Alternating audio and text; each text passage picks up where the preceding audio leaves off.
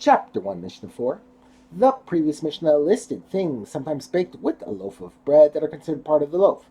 This Mishnah lists items that are baked with the loaf, but are not considered part of the loaf.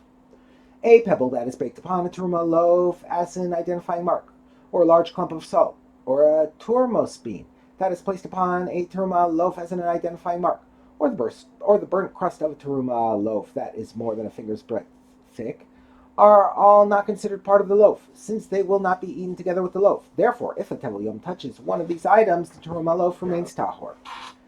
Just as in the previous Mishnah, another Tana uses a different method to determine whether the burnt crust is considered part of the loaf. Rabbi Yossi says any crust that will not be eaten together with the loaf, regardless of its thickness, is not considered part of the loaf. The Mishnah concludes by teaching the law in these cases. Since these items are not considered part of the loaf remains tahor even if such a pebble, clump of salt, tumas bean, or crust is touched by an avatuma. And it need not be said that the loaf remains tahor if these items are touched by a Tevul.